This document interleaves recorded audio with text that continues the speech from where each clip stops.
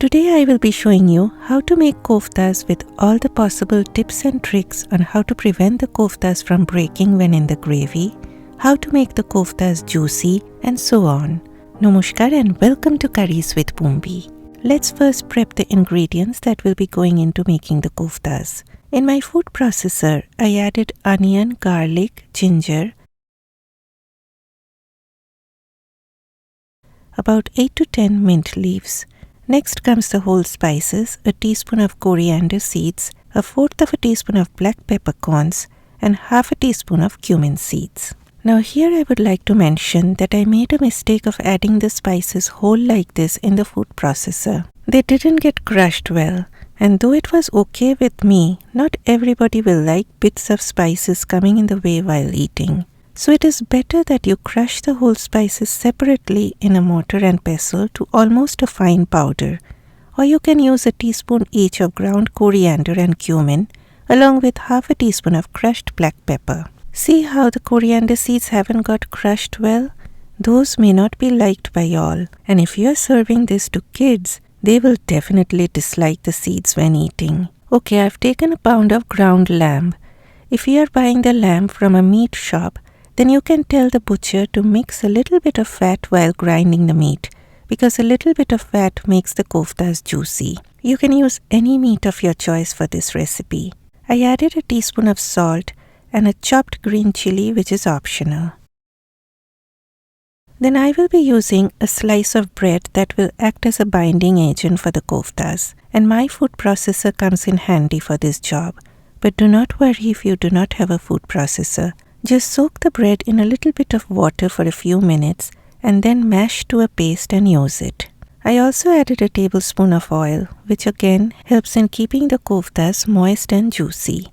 Now just like kneading a dough, mix everything very well for about 5 to 7 minutes. Mixing it like this will prevent the meatballs from breaking, so please do not skip this step. After that, cover it and put it in the refrigerator for a minimum of 1 hour.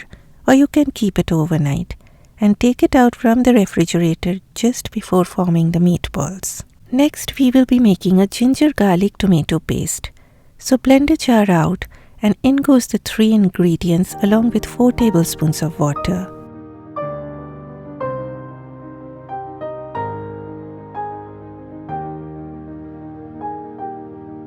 Blend it to a smooth paste like this. Okay, let's start making the gravy.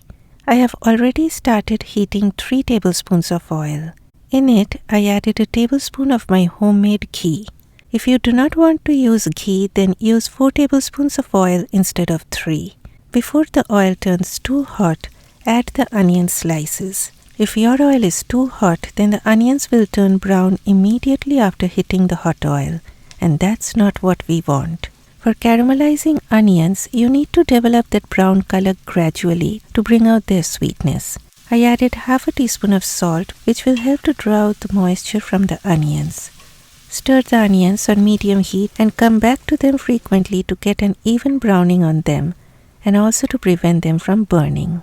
It will take about 10 minutes or more to caramelize the onions, and all you need here is patience. Do not wait for them to turn too dark brown in color, because their color keeps on getting darker and deeper from the residual heat even when taken out from oil. So when they start getting that golden brown color on them, switch off the heat of your stove. Use a slotted spoon to take out the onions. Use the back of another spoon, press on the onions to squeeze out the oil, and then transfer them onto a plate lined with a paper towel. Immediately spread them out with your spoon so that they do not clump up.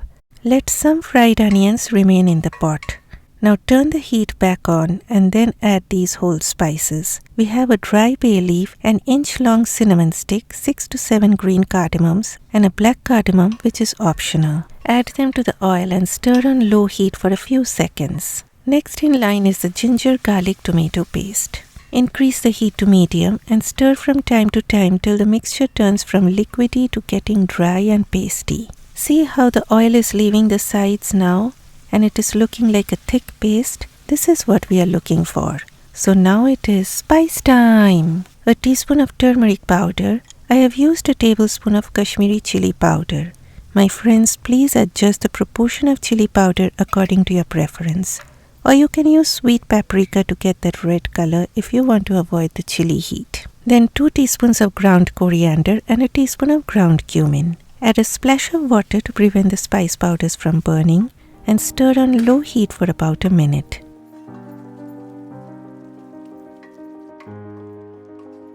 Next in line is Mr. Potato. It is totally optional. I add potatoes as my husband looks forward to them, and I really do not want to disappoint him. Stir the potatoes along with that masala for 2 to 3 minutes. Then add 2 cups of hot water. Add about 2 teaspoons of salt or to taste. Then cover on low heat and move on to forming the meatballs now. Now my friends, take out the meat from the refrigerator just before forming them into koftas. Wet your palms with little water. Take a little portion. Squeeze it first like this to make it tight.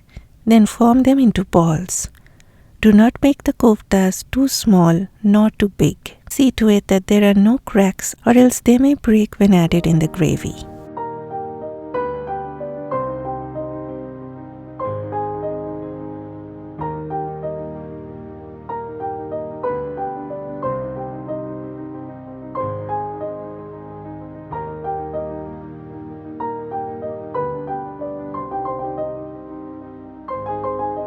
Okay, I got 15 meatballs. Coming back to the gravy, cover off. The heat should be low.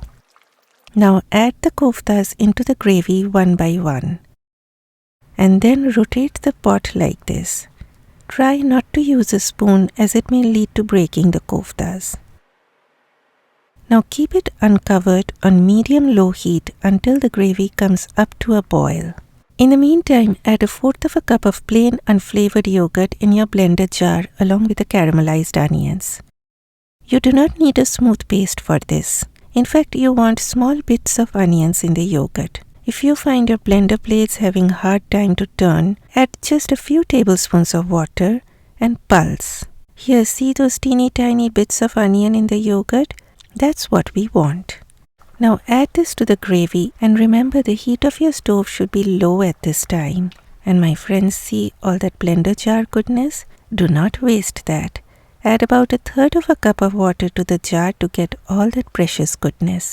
Do not use your spoon happily to mix the yogurt because you do not want to end up making a minced meat curry.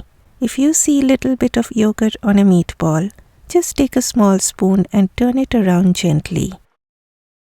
Then cover on, but leave a little space or gap so that the steam can escape because sometimes too much building up of steam can break the koftas. Simmer it on low heat for 30 minutes. At the 15-minute mark, lid off, add 2 teaspoons of garam masala powder. I used my homemade Shahi garam masala powder, the link to which I have left in the description box. It is extremely aromatic and it takes this curry to the next level. But you can use any garam masala powder of your choice. Again, rotate the pan and resist your temptation from using your spatula. Now you can cover it fully for 15 more minutes on low heat. 15 minutes done and more goodness on the way. Here I have taken 1/3 cup of milk. You can use heavy cream or coconut milk or leave it out. It will still be very delicious. Then add chopped coriander leaves, tear 4 to 5 mint leaves, and add a few whole green chilies if you like.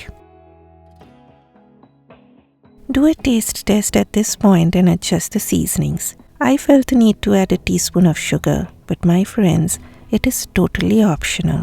Leave it uncovered on medium heat for 10 more minutes and you are done. And look at that beauty, so gorgeous, and you are going to love it.